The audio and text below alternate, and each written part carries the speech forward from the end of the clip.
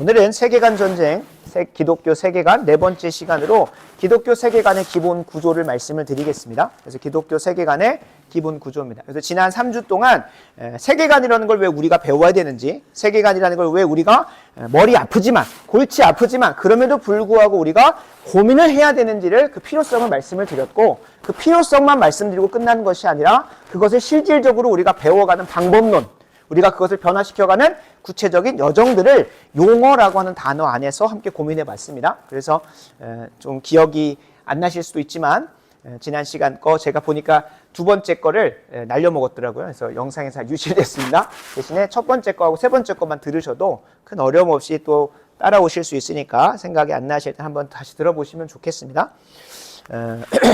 오늘은 이제 드디어 그 세계관 중에서도 세상에 수많은 세계관이 있거든요. 어떻게 보면 세상에 사람 수만큼 세계관이 있다고 해도 과언이 아닙니다. 사람 수만큼.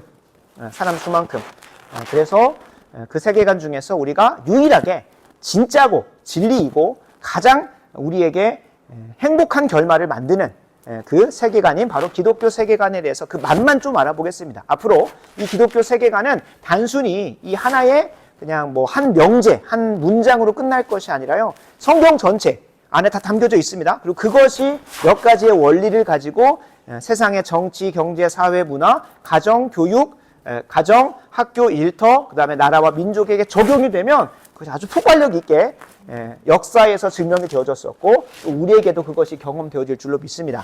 그래서 오늘 기독교 세계관의 기본 구조에 대해서 간략하게 좀 살펴보도록 하겠습니다. 존 프레임이라고 하는 신학자는 이렇게 표현을 합니다. 지난번 한번 주일 설교 때도 말씀을 드렸지만 엄밀한 의미에서 무신론자는 없다라고 말씀을 드렸어요. 엄밀한 의미에서 무신론자는 없다.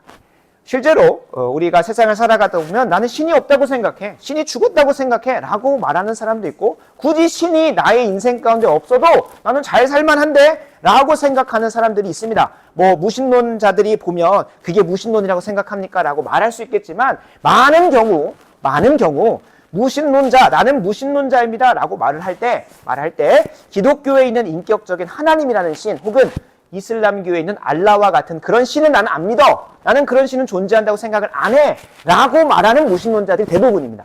근데 여기에서 존 프레임이 세상에 한두 명만 얘기해봐도 무신론자들이 득실되는데 무신론자가 없다라고 말하는 것이 좀 말이 안 되는 것처럼 보여요. 실제로 우리가 길거리에 가다 보면 당신이 유신론자입니까? 무신론자입니까? 하면 대부분 요즘에는 과학을 신봉하기 때문에 보통 신이 없다라고 말을 해요. 신이 필요 없다, 신은 죽었다라고까지도 얘기를 한다는 겁니다. 그러니까 무신론자들이 득실되는 거예요. 근데 왜 존 프레임이라고 하는 이 신학자는 엄밀한 의미에서 무신론자가 없다고 했을까요? 여기서 말하는 무신론이라고 했을 때 여기서 말하는 신은 그 인격적인 신을 말하는 것이 아니라 각자가 이 세상을 이해하고 인식하고 해석하고 판단하고 어떤 행동을 취하는 데 있어서의 기준이라는 것을 가지고 있다는 것을 말한다는 거예요. 이 기준이 무엇이냐? 세계관이라고 말할 수 있는 것이고 세상을 해석하는 전제라고 얘기할 수도 있는 거예요. 무슨 말이냐면 창조론이라는 걸 믿는 사람이 있고 창조론에 뭐 견할 것은 안 되지만 그 진화론이 있습니다. 그러니까 이 창조론만 세상 사람들이 만들어 놓은 하나의 전제와 세계관 안에서 믿음의 영역이라 생각하지 우리가 보면 창조론이나 진화론이나 똑같은 무엇을 요구합니까? 믿음을 요구한다는 거예요. 왜냐하면 이 세상에 사는 어떤 사람도 모든 걸 다 알고 모든 걸 다 경험해보고 삶을 살아가는 것이 아니기 때문에 기본적으로 내가 다 이해하지 못하고 내가 다 경험해보지 못한 그 미지의 영역을 해석할 수 있고 또 그것이 어떻게든 뭔가 이렇게 연결되어져 있을 것이다 라고 보는 하나의 체계가 있어요. 하나의 체계가. 우리는 이 세상의 기원과 과정과 그리고 앞으로의 종말, 이 모든 세상에 흘러가는 역사라는 것을 바라보는 관점을 뭐라고 합니까? 창조론으로 봐요. 하나님이 천지를 창조하심으로 가장 보시기에 선하게 이 세상을 창조하셨고 그리고 하나님의 선하신 의도와 목적대로 세상이 굴러가다가 저 마지막 종말의 때 끝날 것이다. 혹은 그때부터 영원히 펼쳐지는 천국의 삶이 시작될 것이다 라는 믿음의 고백이 어디에 담겨져 있냐면 창조론 안에 담겨져 있는 거예요. 창조라는 것이 그냥 아무 목적 없이 그냥 내던졌다라는 수준이 아니죠. 실제로 아무 목적 없이 그냥 생겨났다, 그냥 우연히 만들어졌다라고 보는 것이 진화론. 너무 무식하게 얘기한다고 생각할 수 있겠지만 저희가 이제 접근해보면 진화론의 가장 첫 시작은 무엇입니까? 빅뱅이에요. 근데 이 빅뱅을 그냥 하나에 있었을 것이다 라고 상정해 놓고 거기서부터 논리적인 순서로 과학이라고 하는 하나의 체계가 만들어져 가요. 그러니까 이 세상의 시초에 대해서는 하나님이 천지를 창조하셨다는 믿음이나 이 진화론자들이 말하고 있는 빅뱅에 의해서 우연히 무기물이 유기물이 되고 유기물이 또 하나의 발전돼서 단백질이 되고 단백질이 돼가지고 이런 그 생물들이 만들어져가는 그 모든 수억 년간의 그런 일련의 과정들은 가장 첫 번째 어떤 믿음이 필요합니까? 빅뱅으로 인하여 무언가 폭발이 되고 시작됐다라는 것. 그것에 대한 믿음이 없이는 이 진화론의 모든 논리적 순서가 해결이 안 된다는 거예요. 그러니까 진화론자들도 믿어. 이거는 제가 그냥 혼자 가져가서 말하는 것이 아니라 실제로 과학자들이 과학이라는 걸 하고 학문이라는 걸 한다는 것 자체가 제가 이제 석사를 하고 있잖아요. 항상 하는 게 무엇일까요? 이미 밝혀졌다고 보여지는 것. 그것에서 지금 밝혀지지 않았고 이해되지 않았고 경험되지 않은 영역에 대해서 뭐 합니까? 가설을 가지고 믿음을 가지고 시작을 해보는 거예요. 그리고 나서 그게 입증이 된다. 그럼 그것은 학문적으로 가치가 있다고 말을 해요. 과학적으로 가치가 있다라고 말하면서 정리의 수준에 들어서거나 혹은 법칙의 수준으로 들어서는 그러한 여정들을 밟게 되는 거예요. 그게 뭐 뉴턴의 만유인력의 법칙이라든지 중력의 법칙이라든지 등등등 그런 것이 법칙 정도 수준으로 가는 것도 있고 그런 사람들이 보통 이제 그런 법칙을 발견한 사람들 대부분 노벨상 수상을 하겠죠. 어찌됐든 간에 과학자들이 항상 하는 게 뭐냐면 본인은 다 알지 못하고 다 경험하지 못했기 때문에 보이지 않는 그 세계를 하나의 믿음을 가지고 한번 도전해서 그 가설이 내 믿음이 맞았다라는 것을 확인해가는 과정을 학문한다라고 하는 거예요. 학문한다. 그렇기 때문에 이 세상에는 그 어느 누구도 다 알고 다 경험하고 이 세상을 살아가는 게 아니기 때문에 모두가 다 믿음을 가지고 살아간다는 거예요. 본인이 인정하든 인정하지 않든. 그런 의미에서 이 존 프레임이 엄밀한 의미에서 무신론자는 없다는 거예요. 모두가 다 어떤 대상을 믿든지 간에 어떠한 세계관이나 전제를 믿든지 간에 그걸 가지고 세상을 이해하고 판단하고 선택하며 살아간다는 거예요. 정말로 우리의 삶에 밀접한 하나의 선택을 한번 보면 우리가 쿠팡에서 어떤 물품을 살 때에 수많은 뭘 봅니까? 리뷰라는 걸 봐요. 나는 한 번도 그 물품을 경험해보지 못했고 그 물품을 영접해보지 못했기 때문에 먼저 그것을 경험한 자들의 하나의 리뷰들을 가지고 혹은 별점에 있는 뭐 5점 만점에 4.7점이거나 뭐 그런 걸 보고 스스로가 가지고 있는 기준을 가지고 그것이 나에게 가장 좋은 것일 것이다 라고 하는 뭘 가지고 선택을 하는 겁니까?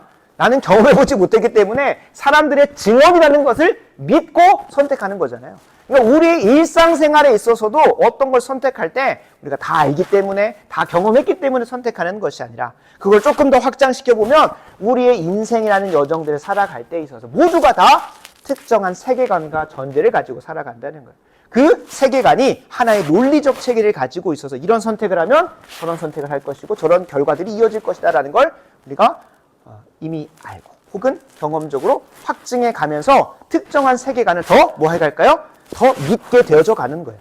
이대로 살면 되겠군. 그래서 뭐 여러 가지 세계관들이 이 세상에 등장합니다. 뭐 예를 들면 이 현대 사회에서는 보통 이 두 가지 중에 하나인데 하나는 과학 만능주의, 그죠? 과학이나 의학이나 그런 학자들이 어떤 권위 있는 사람들이 그 학문적 역량을 가지고 선포해주면 맞아 저 사람이 맞을 거야. 근데 참 안타까운 건 그들도 가지고 있는 세계관과 전제가 달라요. 그래서 우리 육아에 있어서 오은영 선생님하고 삐뽀삐뽀 그 아저씨하고 다르게 뭐 할 때가 있어요? 아이의 문제에 대해서 해결책을 줄 때가 있어요.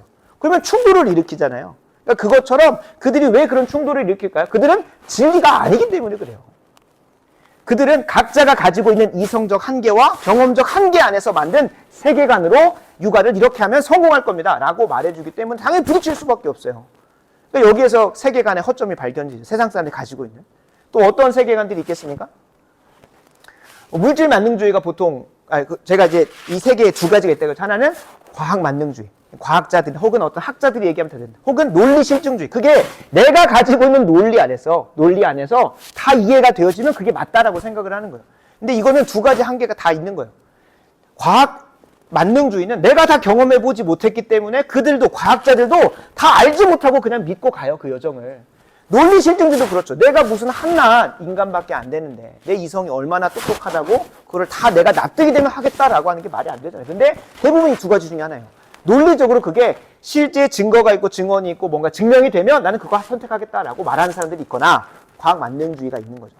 과학자들이 얘기했습니다. 과학적 어떤 결과가 나와. 근데 저번에 이제 그것도 있었잖아요. 그 성소수자와 관련해가지고 사이언스지에서 심지어 사이언스지에서 그죠? 심지어 사이언스지에서 동성애가 그 태생적으로 주어지는 것이다. 동성애 유전자가 발견됐다라고 했어요. 근데 알고 보니까 그것을 그 준비해서 사이언스지 게재한 사람이나 그걸 심사한 모든 사람들이 뭐예요? 다 특정한 방향으로 한 세계관을 가지고 있었던 성소수자나 그런 배경들이 가지고 있었던 사람들이었어요. 그러니까 나중에 다시 밝혀지는 거예요. 그게 조작된 논문이었다라는 걸 드러나는 거죠.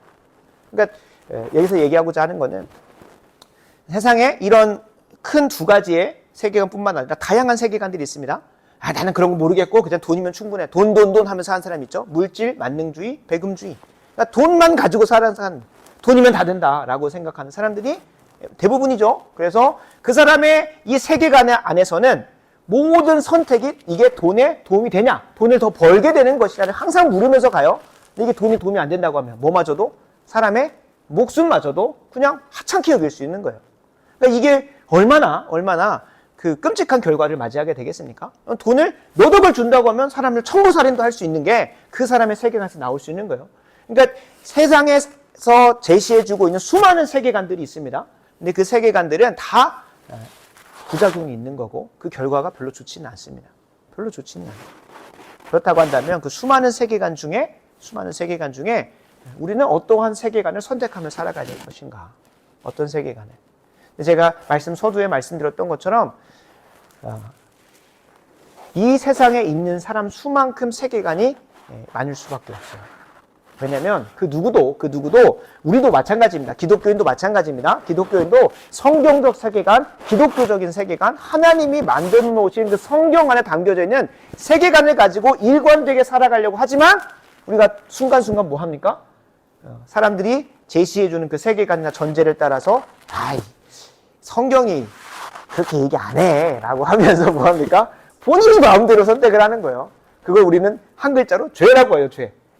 하나님이 정해놓으신 말씀 안에서의 세계관을 따라서 가는 것이 아니라 뭐 합니까?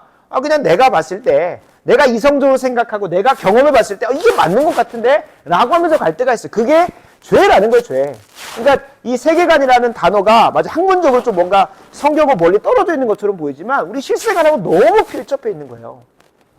정치를 바라볼 때도, 경제를 바라볼 때도, 사회를 바라볼 때도 이게 나한테 도움이 돼 정도로 가요. 이게 세상의 세계관의 가장 근본적인 겁니다. 하나님의 기독교 세계관에는 가장 큰 골자가 뭐냐면 하나님 사랑, 이웃 사랑이에요.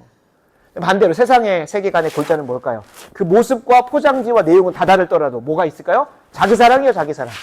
하나님 사랑, 이웃 사랑이 아니라 자기 사랑으로 가요, 자기 사랑. 자기 사랑으로 출발한 모든 게 다 세상의 세계관인 거고, 뭐 거기서 과학 만능주의가 나오든 논리 실증주의가 나오든 배금주의가 나오든 물질 만능주의가 나오든 외모지상주의가 나오든 다 뭐예요? 자기가 원하는 대로 내가 원하는 대로 내가 평안한 대로 살고 싶다라고 하는 그 자기 사랑에서부터 시대와 장소, 사람의 상황과 환경에 따라 다양한 모습이 드러날 뿐이지 결국엔 자기 사랑이에요.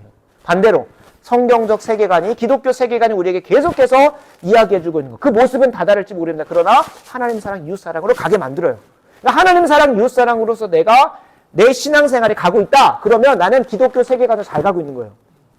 근데 지금 이 대한민국의 상황이나 우리가 속한 가정이나 학교, 일터 이 모든 삶이 지금 신음하고 있어요. 하나님의 이름이 땅바닥에 떨어지다 못해 지금 저주받고 있고요. 심지어 이웃들이 얼마나 죽어가고 있습니까? 우리가 눈을 안 돌려봐서 그렇지 수많은 사람들이 지금도 자살하고 있고 수많은 태아가 지금도 불법적으로 죽임을 당하고 있어요.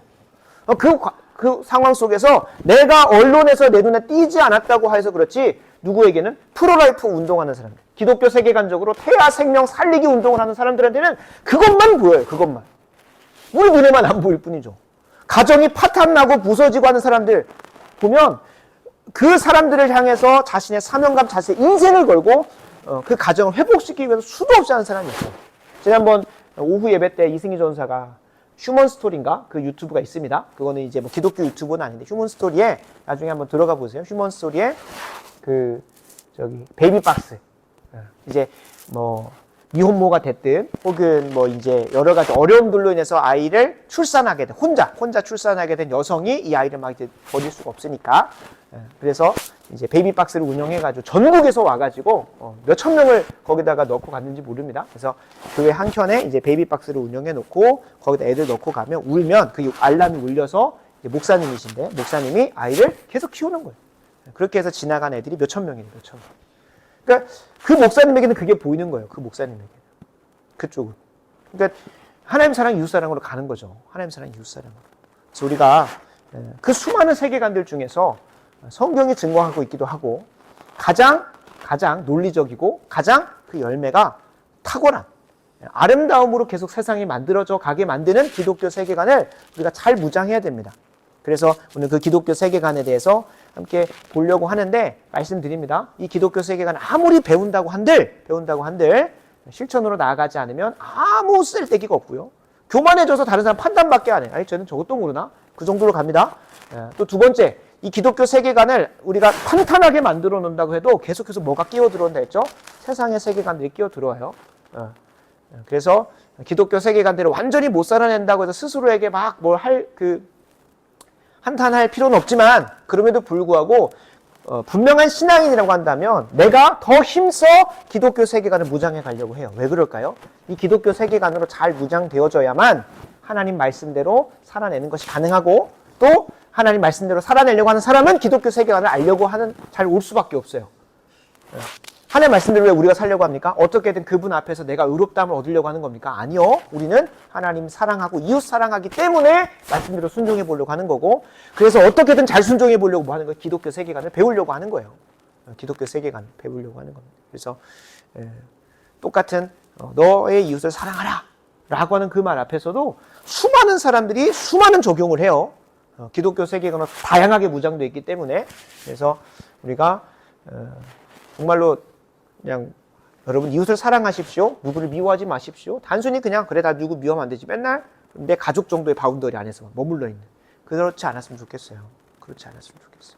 그 범위를 가정으로 학교로 일터로 더 확장시키고 나는 그런 수준이 못 돼. 아니요. 하나님께서 이미 여러분들에게 주신 게 우리에게 주신 게 너무나 많습니다. 우리가 그거를 내 사랑, 나를 사랑해서 함부로 쓰고 있어서 그렇지 우리에게 주신 게 너무 많습니다. 그걸 가지고 하나님 사랑하고 이웃 사랑한 자리로 우리 모두가 나아가게 되길 간절히 소원합니다. 그래서 기독교 세계관의 골자는 너무 쉽습니다. 기독교 세계관의 골자는 오늘 본문에 등장하는 것처럼 첫 번째 창조하셨다 하나님이. 두 번째 인간의 죄로 타락했다. 세 번째 그 모든 것을 예수 그리스도께서 구속하신다 라는 것. 목사님 그 본문이 다른 본문입니까? 라고 물어보실 수 있는데 11장 36절을 보면 이는 만물이 주에게서 나온다. 뭡니까? 하나님이 천지를 창조하셨다는 거예요. 이 창조가 그냥 뭐 아무 의미 없이 지었다가 아니죠. 창세기 1장부터 3장에 보면 뭡니까? 하나님이 천지를 창조하시는데 보시기에 심히 좋게 창조하셨고 그리고 하나님이 다 목적과 의도를 가지고 하셨어요. 그래서 인간을 지으시고 그들의 목적을 뭘로 두셨습니까? 생육하고 번성하고 충만하고 정복하고 다스리는 목적을 두신 거예요. 그리고 각자에게 또 각 인생에게도 목적을 주셨어요. 아담과 하와에게는 에덴 동산, 생육하고 번성하고 충만하고 정복하고 다스리는 삶의 그 광의적인 목적 안에서 아담과 하와는 에덴 동산에 있는 가축들에게 이름을 짓는 것이 구체적 사명이었던 거예요. 그러니까 우리에게도 다 그런 목적이 있다는 거죠. 그러니까 창조, 그리고 하나님이 그렇게 창조하셨다는 거예요. 가장 선하게 그리고 의미와 의도를 가지고 목적을 가지고 창조하셨다. 주로 말미암는다. 뭡니까? 하나님이 이 온 우주 만물을 운영하시고 보존하신다는 거예요. 운영하시고 보존하신다는 거예요. 근데 인류의 죄로 인하여 이 세상이 뭐가 됐습니까? 망가졌죠. 그래서 그걸 다시 회복시키시고 하시기 위하여 예수 그리스도께서 이 땅에 구속하러 오시는, 구원하러 오시는 거죠. 그래서 보통 이제 우리 기독교 세계관 하면 창조, 타락, 구속, 그래서 줄여서 창타구라고 합니다. 그래서 주님이 아주 보시기에 선하게 지으셨지만 인간의 죄로 인하여 망가졌고 그거를 회복시키기 위하여 주님께서 오셨다라는 이 큰 틀로 계속 생각을 해야 돼요. 우리가 가정을 볼 때 이게 하나님이 지으신 가장 선한 모습인가? 한번 생각해 보는 거죠. 그 공식 안에 넣어보는 거예요. 하나님이 가장 아름답게 지었다고 하는데 이 창조된 가정이 이게 맞나? 맨날 싸우고 분열하고 아파하고 하는 게 맞나? 그러면 뭘 생각해야 됩니까? 아, 인간의 죄로 인해서 망가진 거구나. 그럼 죄로 인하여 망가졌다고 하는데 그냥 죄가 막 갑자기 주입되더니 막 이렇게 됐다가 아니라 한 사람 한 사람의 죄로 인하여 이 가정이 원래는 하나님이 원래 아름답게 지으신 모습이어야 되는데 그렇지 않게 만들고 있는 죄의 열매들이 뭐가 있을까? 예를 들면 우리가 지난 가정의 역사 가운데 남성들이 권위주의를 가지고 가부장제적인 권위주의를 가지고 가정을 파탄내놨습니다. 그죠? 그리고 그것에 대한 반동으로 여성들이 여성 인권 운동을 일으키면서 가정이 완전히 파탄나버렸죠. 그러니까 이런 역사를 보면 그냥 죄 때문에 우리 가정이 이래. 그렇게 간다면 아무 소망이 없어요. 가정을 하나님이 창조하신 아주 선한 모습으로 바꾸려면 이 죄의 문제가 어떻게 우리에게 역사하고 있는지를 봐야겠죠. 그렇지 않겠습니까? 그러면 하나님께서 이 가정을 창조하셨던 원형으로서 창세기의 모습을 한번 고민해봐요. 그래서 나중에 기독교와 가정도 살펴볼 거예요. 원래 하나님께서 지으신 창조의 모습과 목적이 무엇인가? 우리가 그냥 단적인 예로 한번 들어보겠습니다. 세상에서 가정을 왜 꾸리려고 합니까? 대부분, 심지어 저번에 대전제일감리교회인가? 아니면 여기 와서 그때 수양했었던 친구들한테 결혼에 대해서 한번 얘기를 했었습니다. 결혼의 목적이 무엇일까요? 가정을 꾸리는 목적. 세우이는 뭐라고 생각해요?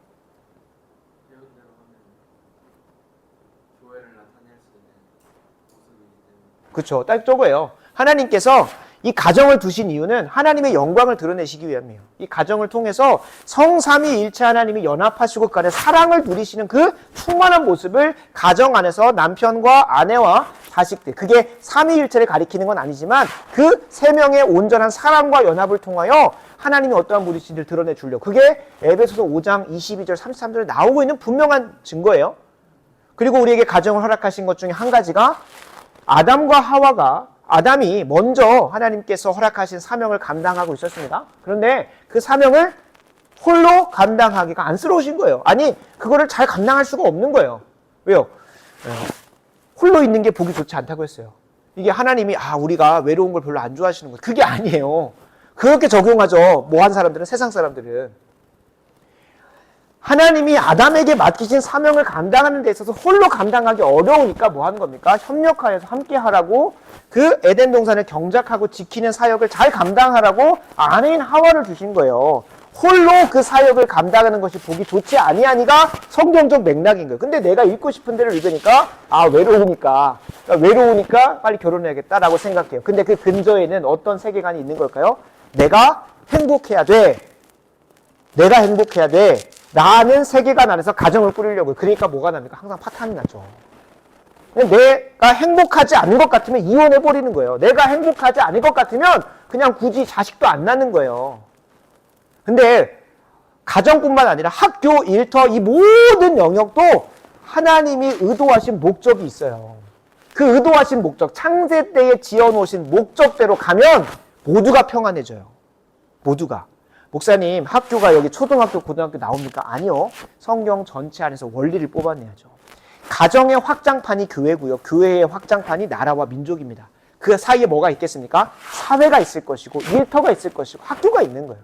그러니까 우리가 눈을 들어서 조금만 내가 이 일터라는 곳에서 어떻게 살아가는 것이 하나님을 사랑하고 이웃을 사랑하는 것일까에 대해서 그냥 하나님 사랑, 이웃 사랑이 그래, 내가 이번 주 일찍 가서 사람들 대신에 먼저 청소해야 돼. 그런 수준으로만 고민하면 안 된다는 거예요. 그거 너무 귀한데 더한 고민으로 가야 되는 거예요.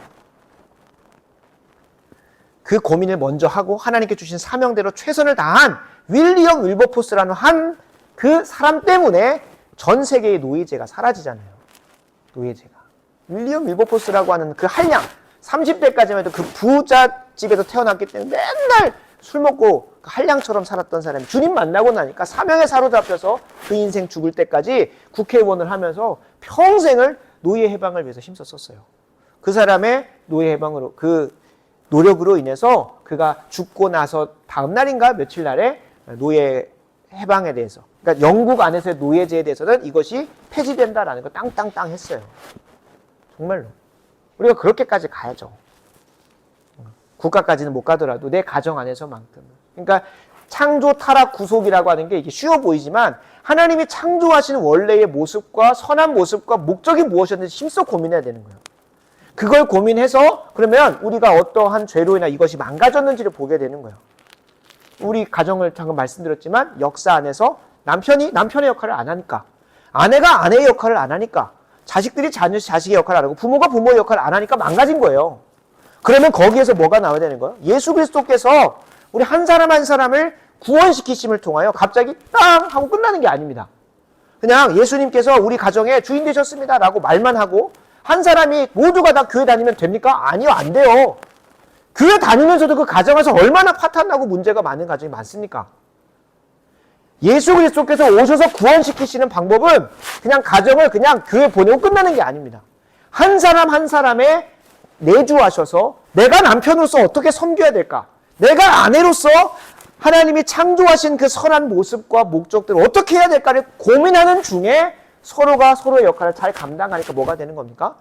가정이 복음화가 되고 가정에 하나님 나라가 임하고 하나님이 창조 때에 만들어 놓으신 모습으로 회복되어지는 거예요. 그게 예수 그리스도께서 우리에게 약속하시는 구원이에요. 그러니까 이 구원을 진짜 정말로 바라고 원하고 좋은 개는 어디 가서 예수 믿으면 천국 가요. 라는 수준으로 말씀 전하면 복음 전하면 안 돼요. 그게 진수고 그게 전부이긴 한데 거기에서 끝나면 안 돼요. 지난번에 전도자 얘기를 했잖아요. 주일날. 전도자가 가서 모르겠습니다. 1970, 80년대 때는 그렇게 가난하고 힘들고 어려웠기 때문에 나가서 예수 믿으면 천국 간대 혹은 예수 믿으면 복 받는데요 라고 하는 그 말로 다 왔어요. 교회를.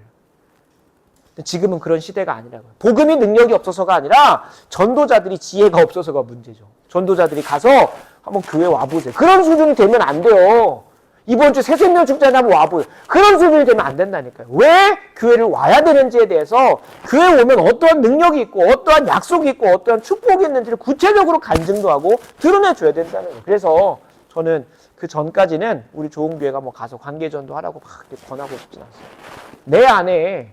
내 안에 창조 타락 구속으로 말미암아 내 안에 그런 산 간증이 있고 내 안에 차고 넘치는 은혜가 있고 지난주 얼마나 놀라운 기적이 벌어졌습니까? 돌 얼마 남지 않고 요한이가 1시간 40분을 앉아서 예배를 풀로 드렸습니다. 저는 정말로 하나님께 감사해요. 수요일날을 또 안 했지만 그렇게 못했지만 그런 기적이. 그러니까 저는 이걸 보여주고 싶은 거예요. 세상 사람 아니 대부분 그러잖아요. 아니 그 어린애가 그렇게 앉아있는 거 이상한 거예요. 아니요. 저게 정상인 거예요. 하나님의 눈에 보시기에는 하나님이 창조 때 그렇게 지으셨어요. 저는 사춘기도 그 세상에서 만들어 놓은 하나의 그런 거라고 봐요. 사춘기가 왜 생겼을 거라 생각하십니까? 그냥 우리가 아동 발달하면서 2차 성징이 일어나면 정신적으로 정서적으로 문제가 생기니까 아니요. 엄밀히 말하면 성경의 눈으로 보면 가정에서 아버지와 어머니가 그 역할을 잘 못해주기 때문에 엇나가는 거예요. 그 정서적인 불안이 올 수 있죠. 생리학적으로나 심리학적으로. 근데 그 안에서 아버지와 어머니의 역할을 제대로 해주면 실제로 동성애가 가정에서 만들어지는 대부분의 가정을 추적해보면 뭡니까? 그 가정 안에서 아버지가 남성으로서의 역할을 제대로 못해주고 여성으로서의 역할을 못해주기 때문에 뭐가 될까요? 본인의 성 정체성이 구분이 안 되는 거예요. 본인 성 정체성이 거기서 제대로 세워지지 않네요. 뭐 그들이 학문적으로 정리하는 걸 다 불신하자는 게 아니라 정말로 그들이 원인 삼고 있는 거. 그런 증상들이 나오는 정말로 구체적인 성경적인 원인은 뭘까요? 결국엔 죄예요, 죄. 죄로 인하여 본래 하나님이 지으신 모습에서 벗어나는 거예요. 그것들을 어떻게든 추적해보고 학문적으로 과학적으로 정리해보니까 14세에서 16세쯤에 2차 성징과 함께 정서적으로 불안한 시기가 오는데 그걸 우리가 사춘기라고 해보자. 성경은 사춘기라고 안 나와요. 분명한 것은 하나님이 지으신 모습이 뭘까? 그리고 그것을 우리가 죄로 인해 어떻게 망가뜨렸는가? 그리고 그 망가뜨린 걸 어떻게 예수님께서 한 사람 한 사람에게 사명 주시고 또 은사 주셔서 그거를 바꿔 가시는가를 깊이 고민해 봐야 돼요. 그래서 저는 신앙의 선배들이 감사하게도 홈스쿨링으로 그냥 주구장창 키워봤대요. 신앙의 선배들. 그래서 그것 가지고 팁 얻어와서 요한한테 적용하는 거예요. 요한한테. 그래서 저는 이제 그런 고민들을 하는 거죠. 뭐가 하나님께서 창조 때에 지어놓으신 모습일까? 뭐가 죄로 인해 그걸 망가뜨렸을까? 그래서 우리가 이 사고 안에서 계속 고민하셔야 돼요. 이 알고리즘과 이 공식을 가지고 모든 영역을 보기 시작해야 돼요. 모든 영역을. 그래서 만물이 하나님께서 창조됐고 그리고 만물이 하나님으로 말미암아 보존 운영되어 그리고 마지막 나오는 게 무엇일까요? 그에게 주에게로 돌아갑니다. 주님께서 원하시는 목적을 향하여 계속 가게 돼 있다는 거예요. 무엇이? 만물이, 가정, 학교, 일터, 이 모든 것, 정치, 경제, 사회, 문화, 모든 것, 이 모든 만물에 있는 영역이 다 주님께서 원하시는 방향으로 가고 있다는 거예요. 창조를 주님께서 하셨고 그거를 죄로 인하여 망가졌을지 모르고 하지만 예수 그리스도의 구원의 능력으로 회복시키셔서 장차 주님께서 원하시는 그 목적으로 돌아간다는 거예요. 그래서 이게 기독교 세계관에 가장 기본적으로 나오는 요절입니다. 이는 만물이 주에게서 창조되고 주로 말미암아 보존 운영되고 더 나아가서 주님께서 원하시는 목적으로 향하여 달려가게 되겠다. 그래서 모든 영광은 누구에게 달려있는 겁니까? 하나님께 있다라고 선포하고 이 말씀이 끝나는 거예요. 그래서 우리가 앞으로 이제 기독교 세계관을 점점 더 하나하나씩 구체적으로 적용해 갈 겁니다. 그래서 그 과정 속에 이것을 기독교 세계관을 잘 정리해서 우리의 각 영역으로 적용하고 바라고 원하옵기는 우리가 신앙 연수가 깊어질수록 우리가 거하는 곳곳이 산 위의 동네가 결코 숨기지 못한다고 했습니다. 그런데 우리가 세상 속에서 그리스도인됨이 드러나고 있지 않다면 좀 돌아봐야 되는 거예요. 우리가 단순히 저 교회 다닙니다. 어디 교회 목회자입니다. 어디 교회 장로님입니다. 근데 그런 걸로 드러나는 게 아니라요.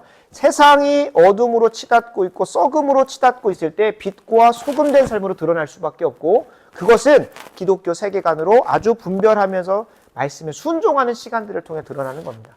근데 여기가 우리가 결코 잊어버리지 말아야 될 거예요. 기독교 세계관으로 다 정리되고 나면 세상을 보면 한탄스럽습니다.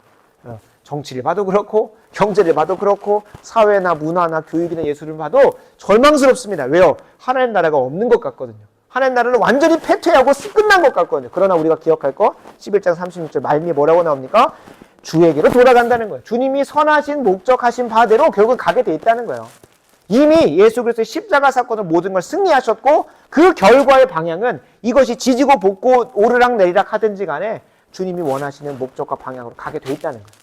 거기 안에서 신자는 위로를 받고 능력 있게 그곳에 임할 수 있는 거예요. 그리고 우리가 기독교 세계관을 하면 할수록 배우면 배울수록 적용하면 적용할수록 우리에게 더 드러나야 되는 건 무엇일까요? 자기 사랑이 아니라 하나님 사랑, 이웃 사랑으로 계속 가요. 그러니까 우리가 잘 가고 있는가? 나의 신앙이 잘 고백되고 있는가? 나의 기독교 세계관으로 잘 순종하고 있는가를 점검할 때는 어떤 결과나 어떠한 모습이 아니라 하나님 사랑, 이웃 사랑으로 계속 가고 있는가를 보시면 돼요. 왜요? 성경 전체가 우리를 죄 가운데서 구원하셔서 살아내게 하신 삶의 모습 자체가 무엇입니까? 하나님을 사랑하고 이웃을 사랑하게 하기 위해서 우리를 구원하신 거거든요. 하나님을 사랑하고 이웃을 사랑하게 하기 위해서. 왜요? 죄가 무엇이기 때문에 하나님 사랑 안 하고 이웃 사랑 안 하고 누구 사랑하기 때문에. 자기 사랑하는 게 죄기 때문에 자기 사랑하는 그 죄를 내려놓고 하나님 사랑, 이웃 사랑하는 방향으로 계속 가고 있다. 그러면 여러분 진짜 잘 가고 있는 거예요. 그리고 우리가 기독교 세계관을 계속 무장하고 실천하고 적용하는 그 시간들을 통해서 우리가 계속 드러내는 건 무엇이다? 하나님 사랑, 이웃 사랑이다라는 걸 우리가 꼭 기억하셨으면 좋겠습니다. 그래서 적어도 우리가 수요 기도회 때나 다른 기도 시간에는 내 개인의 삶의 문제들을 가지고 주님 앞에 간절히 기도할 수 있습니다. 그러나 이 금요 기도회는 제가 말씀 전에 나눴던 것처럼 정말로 나라와 민족 그리고 하나님의 이 땅 가운데 가지고 계신 뜻과 그런 것들을 위해서 힘써 기도할 겁니다. 적어도 하나님을 사랑하고 이웃을 사랑하는 기도를 실천하려고. 그게 무슨 기도문이죠? 주 기도문인 거예요. 주 기도문. 그러니까 주 기도문 하면 할수록 내 기도가 사라져요. 내 기도가 사라져요. 누구 기도가 드러날까요? 하나님 사랑하고 이웃 사랑하는 기도들이 가득 채지는 거예요. 그래서 주님께서 가르쳐준 기도 안에도 그 기도의 원리가 있잖아요. 하나님 사랑하고 이웃 사랑하는 방향으로 가다 보면 뭐가 채워질까요? 내 필요한 것들이 채워지는 거예요. 그게 하나님 나라의 방법이잖아요. 먼저 그의 나라와 의를 구하라. 그러면 이 모든 것을 더하시리라. 우리가 이쪽으로 안 가서 그렇지 항상 이것만 붙들고 기도하고 있으니까 안 채워지지 이것을 바라보면서 계속 가고 있으면 하나님께서 이 모든 걸 채워주십니다. 그래서 오늘 우리가 기도해야 될 것이 있다면 지금 이 나라 이 민족의 가장 큰 죄악 중에 하나인 태아 생명을 임으로 자신들의 편의에 따라서 해하는 죄악에 대해서 우리가 함께 회개하고 기도했으면 좋겠습니다. 주기도문의 첫 번째 기도 제목 기억하시죠? 첫 번째 기도 제목은 하나님의 이름이 이 땅 가운데서 거룩히 여김 받는 겁니다. 하나님의 형상대로 지음받은 수많은 태아가 지금도 불법적으로 이게 통계에 안 잡혀서 그렇지 수많은 태아들이 10주가 됐대. 심지어 어떤 사건도 있었냐면 36주가 됐어요. 그 정도면 진짜 다 된 거거든요. 그냥 나와도 살아있는 생명체입니다. 나와도 숨을 쉴 수가 있고 행동을 할 수가 있어요. 근데 그를 제왕절개 해가지고 꺼내서 살아있는 애를 죽여버렸어요. 이게 살인이지 뭡니까? 근데 이게 각 나라마다 달라요. 몇 주까지는 낙태가 되고 안 되고 하는 그런 낙태법이 다 있어요. 근데 우리나라만 유일하게 지금 어떤 국가냐? 무규제 낙태 국가예요. 2019년에 헌법에서 낙태죄를 폐지하냐, 낙태죄에 대해서 헌법적으로 고민을 했습니다. 근데 거기서 헌법 불합치가 나왔어요. 헌법 불합치라는 건 뭐냐면 이게 해당 법률 또는 조항이 헌법에는 위반된다. 이것도 문제죠. 낙태죄가 왜 헌법에 위반됩니까? 한 태아의 생명의 생명권을 해야 하는 건데 이거는 위헌이죠, 위헌. 근데 그러니까 낙태죄를 지정한다는 것 자체가 그 위헌이라는 거예요. 사람들이 봤을 때. 근데 우리는 그게 왜 위헌인지 모르겠죠. 너무나 헌법적인 건데, 헌법. 너무나 잘 맞잖아요. 생명권, 태아의 생명권을. 심지어, 여러분, 우리가, 본인의 의사를 분명히 드러낼 수도 없고, 표출할 수도 없는 생명한테는 얼마나 우리가 더 많은 저기를 줍니까? 도움을 주려고 합니까? 그죠? 그잖아요. 그래서 장애인들에 대한 것도 더 많은 도움을 주려고 하고 또 사회적으로 차별받고 어려운 사람들 얼마나 도와주려고 많이 합니까? 근데 본인의 의사를 표현할 수 없는 태아의 생명만큼은 왜 여성의 자기결정권을 주장하면서 그러니까 헌법에서는 이 여성의 자기결정권과 태아의 생명권이 붙었는데 누가 이긴 거예요 지금? 2019년에는? 자기결정권이 이긴 거예요. 여기서 여성의 자기결정권이 이긴 거예요. 그래서 헌법 불합치로 돼가지고 2020년 12월 31일까지 이에 대해서 원래는 국회에서 법을 만들어줬어야 된대요. 이게 뭐 낙태를 몇 주까지를 정한다 해가지고 그 전에까지는 이거는 불법이다. 뭐 이런 식으로 정확하게 정해줬어야 되는데 6년 동안 아무것도 안 했어요. 국회의원 다 나쁜 놈들이에요. 자기 권력, 자기의 정치적 생명을 위해서 그렇게 하는데 이 땅에서 하나님의 이름이 거룩히 여김받지 못하고 태아들이 그렇게 죽어가는데 그것에 아무런 눈을 안 돌리는 거예요. 그러니까 진짜 국회의원들은 진짜 하나님한테 다 혼나야 돼요. 아무것도 안 하잖아. 무규제 낙태 국가로 유일해 우리나라. 그러니까 여성의 건강도 그러니까 낙태를 뭐 우리가 뭐 모두 다 강요할 수는 없어요. 이게 그 인생에 양심이 살아있으면 본인이 정말로 의도했든 의도하지 않았든 생겨진 생명은 모든 생명은 그것이 다 중요하기 때문에 함부로 우리가 뭐라고 말할 수는 없어요. 근데 그 여성들도 위험에 노출이 돼요. 왜냐하면 법의 테두리 안에서 그게 낙태가 건강하게 이루어지면 모르겠는데 지금 말씀드렸잖아요. 36주가 된 아이를 꺼내가지고 하면 여성도 제대로 몸조리도 안 되고 그리고 저도 여성이 아니라서 함부로 말할 수는 없습니다만 분명한 것은 낙태가 건강하게 이루어지는 부분을 잘 법적으로 도와줘야 돼요. 그러니까 여성의 건강도 문제가 되고 태아의 생명은 완전히 문제가 되고 이제 그런 상황 가운데 지금 대한민국이 6년 동안 방치가 됐던 거예요. 그러니까 36주가 된 아이를 죽여버리잖아요. 36주. 그러면 그 이전에 있었던 사람들 얼마나 많이 죽였겠습니까? 근데 조배숙 의원이 2025년 11월 7일 날 형법과 모자보건법을 개정했습니다. 그 중간에 이 극단적 페미니스트들이 뭔 짓거리를 하느냐 무제한으로 낙태가 되게 했고 먹는 피임약을 자기가 스스로 아무 때나 피임하게 됐고 의사들에 대해서도 뭐 이렇게 규제를 다 풀어놨었어요. 그런 법을 모자보건법을 만들어놨었어요. 개정을 해놨었어요. 기존에 있었는데 그거를 지들 마음대로 그냥 그렇게 해가지고 그러니까 기독교인들이 아무것도 안 하고 있잖아요. 그럼 뭐 할까요? 어떻게든 사단 마귀의 악한 영에 사로잡힌 세력들은 어떻게든 그 죄 짓는 자로 계속 만들어 가려고 법을 만들고 있다니까요. 그러니까 우리가 아무 관심 없고 꺼놓고 있으면 안 돼요. 하나님의 이름이 이 땅 가운데 얼마나 처참하게 짓밟히고 있습니까? 이웃들 사랑하는 살인하고 있는 걸 우리도 그냥 가만히 방조해가지고 태아가 죽어가고 있는데 그거에 대해서 아무것도 안 하고 있고 우리 진짜 방조하고 있고 우리도 살인에 동조한 거예요. 그래서 매년마다 저도 거룩한 방파제 가려고 하는 거예요. 거기에서 항상 하는 게 동성애 관련된 것도 막지만 항상 태아 관련된 것도 항상 해요. 가면 프로라이프 운동 엄청 많아요. 근데 우리가 정말로 관심을 안 가져서 그렇죠. 엄청나게 일어나고 있습니다. 그래서 이번에 나왔던 개정법에서는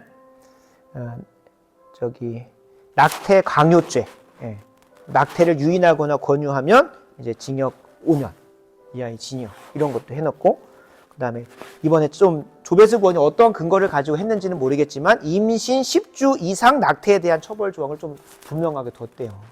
그러니까 그나마 그래도 좀 보호 장치가 생긴 거예요. 아니 그걸 폐지해야 돼. 그러니까 여러분 진짜 국회에서 법 하나 만들어지는 건 함부로 법이 안 들어지면 안 돼요. 폐지가 엄청 어려워요. 폐지하려면 엄청 어려워요. 그래서 어떻게든 조금씩 개정하는데, 개정하다 보니까 그래도 방어선 안에서 우리가 제시해 보는 거예요. 이 정치라는 게 계속 싸우는 거잖아요. 공방으로. 서로가 가지고 있는 가치와 세계관 전제가 다르니까. 조배수 의원이 신앙인이거든요. 신앙인이니까 10주로 한번 정해서 시작을, 다 과학적 근거가 있겠죠. 그래서 10주로 제시했어요. 이게 통과돼야 됩니다. 적어도. 지금 여성의 생명도 엄청나게 위험합니다. 낙태를 그냥 막 불법적으로 시술하고 나면 그거 어떻게 합니까? 그러니까 여성도 법의 태도에서 보호를 해야 되고, 지금 태아도 당연히 보호를 해야 돼요. 그래서 우리가 힘써 기도해야 됩니다. 기도해야 돼요. 이전에 있었던 법의 내용을 좀 읽어드리겠습니다. 이거 보면 진짜 가관입니다. 이 기존에 낙태가 어떻게 시행될 수 있었냐면 법의 조항에 모자보건법 14조 이렇게 써 있습니다. 본인이나 배우자가 대통령령으로 정하는 우생학적, 유전학적 정신장애나 신체 질환이 있는 경우 그냥 낙태할 수 있는 거래요. 그냥 본인이 유전적 검사를 해봤는데 이게 기형아가 나올 거 문제가 생긴다, 그럼 죽여버려도 된다는 거예요. 그 장애가 있든 말든 다 모든 생명은 하나님의 형상으로 지음받아 중요한 건데, 전염성 질환이 있는 거 그냥 죽여도 된대요.